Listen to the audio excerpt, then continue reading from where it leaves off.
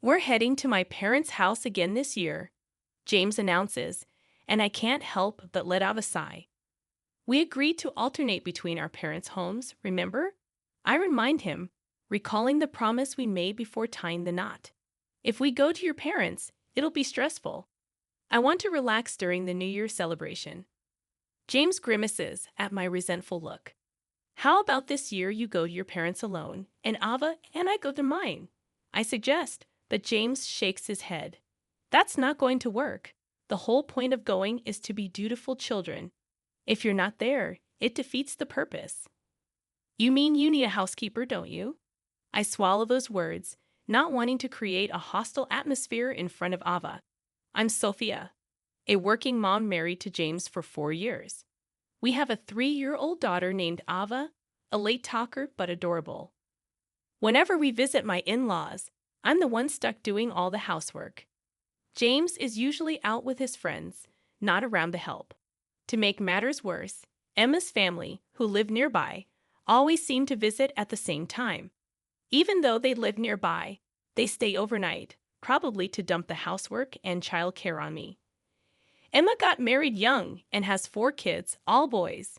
The older 2 are in elementary school and the younger ones are in daycare, with one still a baby. Neither Emma nor Angela lifts a finger when I'm around, so I'm running around all day doing chores. Why do I have to sacrifice my time so everyone else can enjoy their New Year celebration? I've actually been thinking about divorcing James, and I've had everything ready. The tipping point was a summer vacation 2 years ago. James left in the afternoon and didn't come back until late at night, leaving me worried. I wonder what happened, I muttered, and a tipsy Emma let it slip. He probably fell asleep. He's at Sarah's place, so he's fine, Emma confessed after I pressed her. According to her, Sarah is an old high school girlfriend, but they're just friends now. But to me, that doesn't sound like a just friends situation. At the time, our daughter was only 1, and the thought of becoming a single mom was daunting. So I hesitated before taking the divorce step. But each time we visit my in-laws and James goes out with his friends, it becomes unbearable. Eventually, I hired a private investigator and gathered evidence of his infidelity. With the evidence in hand, I consulted a lawyer and explained the situation to my parents, planning to move closer to them after the divorce. Diligently, I began preparing for the transition, searching for a new place to live, job opportunities, and childcare for Ava. This visit to my in-laws would likely be the last. That's what I was thinking as we arrived on the day of our departure. Due to work commitments, we'd out there on the 31st, navigating through jam-packed highways. As soon as we arrived, Angela wasted no time. "Could you make lunch right away?" she demanded. Still holding our travel bags, frozen in place, I heard her directive. "Just make something simple," she added before swiftly retreating to the living room. I was prepared for this, but it still stung. I stowed our bags in a corner of the living room, turned on a device, and donned my apron. I should have turned it on sooner, I thought to myself as I quickly prepared a variety of dishes. But just as I was about to sit down to eat, Emma whisked my plate away. "I'm breastfeeding, so I need to eat a lot. I'll take Sophia's portion too," she declared, and before I knew it, all the food I prepared was gone. But that was my portion. When people are too shocked, words often fail them. I could barely muster a complaint. James, who had finished eating, chimed in. "Sophia, it's fine to skip a meal once in a while," siding with Emma. She quickly started eating my portion, adding, "Exactly. Oh, the baby's crying. Can you hold him?" she said, pointing at the baby while chewing her food. Meanwhile, Angela urged, "Come on, Sophia, hold the baby." My in-laws were watching TV, sipping coffee, and James was lounging around. I hadn't sat down since we arrived. As I walked around holding the fussy, sleepy baby, David yelled, "I can't hear the TV. Take the baby outside until he falls asleep." Finally, when the baby did fall asleep, Angela summoned me to wash the dishes and then go shopping. The catch? We have to pay for everything, and they even request high-end ingredients and pantry staples. With all these adults around, no one helped clean up. I've been treated more and more like a housekeeper each year, and I couldn't help but give a dry laugh. That's when Emma dropped a bombshell. Gray, we've eaten, so we're going to the countdown. Take care of the 4 kids, will you? As Emma was about to head out, I hurriedly stopped her. Wait, you mean the New Year's countdown? You're leaving now? It was just past 2:00 p.m. Yeah, the venue is a bit far, and we don't want to lose a parking spot. Plus, we don't want the kids to find out, she explained. No wonder Maddie, who had been fiddling with his phone, was gone. Emma and her husband wanted to go out without the kids. I have to go shopping. Please wait until I get back, I pleaded. The moms are here, so it's fine. Emma reassured me. Just when I thought it might be okay, Angela said something outrageous. Oh, David and I are invited to a neighbor's place. David already left, and I'm leaving soon, so Sophia. Please do a thorough cleaning before we get back. Even my in-laws were leaving me stunned. I didn't know what to say. But Emma suggested, why don't you take the kids shopping? I was shocked and replied, my car can't fit 5 kids, and we don't even have enough car seats. Just have the older ones hold the younger ones. That's what we always do, she said casually. It struck me then. Their car was also a 5-seater. Could it be they don't use car seats? I was too scared to ask. Or you could leave the baby since he's asleep. If you hurry, he'll be fine, Emma added. I can't leave a baby alone, and I have multiple stops to make, I protested. As I insisted, Angela became furious.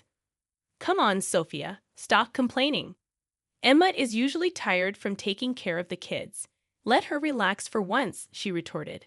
Then, Angela, please stay and watch the kids, I countered.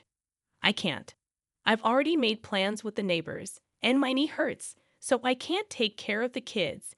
Angela easily deflected, even when I pushed back. Then James stepped in, wearing a coat as if he's going somewhere. Hey, Emma, can you ask Sophia for a favor? He requested, but it seemed impossible. James, can you at least watch them while I go shopping? I'm going with them, so I can't, Emma replied. My mind went blank at James's words. What was decided from the start that the 3 of them are going? What about Ava and me and Emma's kids? As I fired off questions, James got annoyed. Stop nagging. Just do the housework, Sophia. That's what a daughter-in-law is supposed to do, he said dismissively. I was about to explode with anger. Maybe I'd been too patient all this time. Just as I was about to yell, Emma's kids, Michael and Thomas, came in. Are the moms going somewhere? We want to go too. It's not fair. Let's all go, they protested. They must have figured out their parents were going somewhere and started making a fuss. Good, keep it up, I muttered to myself. The kids continued. Why don't we all go? I suggested with a smile. James and the others exchanged glances, but then James slipped up in frustration. No, it's supposed to be a double date, he admitted. A date? I couldn't help but ask. Wait, you idiot. Emma hurriedly smacked James on the head, but it was too late. A double date? I'm James's wife. Do you know who James's date is? Is it that Sarah person? My voice dropped in the room, and the room fell silent, even the kids. Perhaps shocked, James becomes defiant. So what if I have female friends? Are you saying you won't allow me to have friends of the opposite sex now that we're married? He retorts. Don't change the subject, Emma. You knew about this, didn't you? I ask in a low voice. Angela and Emma exchange glances. Angela murmurs, I found out because James told me. He can't come back here because he can't have a successor, and she's against living together with him. In that case, wouldn't it be better to remarry someone you know from the local area? She continues. So you're all condoning this affair. For the record, it's James who doesn't want to move back because it's more convenient in the city. Don't blame me, I snap. Something inside me snaps. The kids quietly slip away, leaving Angela, Emma, James, and me. I was about to spill everything when Angela clasps her hands, signaling the end of the discussion. Let's stop this. It's New Year's. Let's enjoy it as planned, Angela says before leaving with Emma. Sophia, let's just drop it, okay? I'm really looking forward to the countdown event and want to get going. Emma tries to leave as if nothing happened, but I won't let her. Emma, either take the kids with you or cancel your plans. I absolutely can't and won't take care of them. I made myself clear, I assert. Angela bursts in anger. What are you saying? You and Emma are different. You're just a daughter-in-law, while Emma is blood family. Let her enjoy the New Year's celebration. So the truth comes out. I suspected this was how they saw me, but hearing it directly is something else. So you're saying I'm an outsider? Of course, you're just a daughter-in-law. You're not family. Angela repeats herself when I ask for clarification. Then I'll go to my parents' house. If Angela sees me as a stranger, then Emma is too. I can't take responsibility for someone else's kids, I state firmly. Angela is at a loss for words, caught off guard. Hey, Sophia, what are you saying to Mom? James yells. But it's so off the mark it's infuriating. James, aren't you bothered by what Mom said? She called me an outsider, I retort. Well, you are a daughter-in-law. Unbelievable. What about Ava? Ava is my daughter, my blood family. So even though Ava is your blood family and I'm her mother, I'm not family? What am I then? Your housekeeper. I say, hitting the nail on the head. Hey, watch your language. James interjects. No, I hit the nail on the head, but your housekeeper is resigning. I'm filing for divorce and will be seeking alimony from both you and your affair partner, Sarah. I declare boldly. Saying the word divorce feels liberating. James is shocked, yelling, Why divorce all of a sudden? Emma adds, Don't talk about divorce over something like this. It's New Year's Eve. Stop joking. Angela doesn't seem to think I'm serious. Just then, Ava comes in and quietly says, Let's go, Mom. She tries to pull me outside. She was quietly playing in the living room earlier, but it seems she's worried about me after hearing our argument. That settles it for me. I pick up Ava. Let's go to Mommy's house, I say, and Ava hugs me tightly. Fortunately, our bags are still unpacked, sitting in a corner of the living room. I grab one. Wait, if you don't watch the kids, we can't go to the countdown event. We were really looking forward to it. Emma persists, pushing her agenda. I'm a stranger, remember. I'm going back to my family now. But that's inconvenient for me. We've already booked expensive seats for the event, thinking you'd watch the kids. It's too late to cancel now. If you're going to divorce, do it after the New Year celebration. Emma, I reply calmly. Are you saying the event is more important than my divorce? James looks dumbfounded, which I find oddly amusing. James, take the train back, I say, dropping the line and grabbing the car keys. We'll discuss the details of the divorce through lawyers. Oh, and by the way, I've recorded our entire conversation. I add, pulling out a voice recorder from my pocket. Family-wide cheating and emotional abuse. This will make excellent evidence, I say with a grin. What do you mean recording? Emma, Angela, and James look stunned, their faces blank. Before the New Year's countdown, the countdown to divorce was already ticking. I think I had the best smile ever, leaving behind my in-laws, who turned pale upon grasping the situation. Ava and I get into the car. I hear a chorus of apologies and curses behind me, but they quickly fade away. After driving for a while, I pull over at a convenience store and call my parents. They're shocked by the news, but furious with my in-laws once they hear the story. Come right away, they say. What happened next?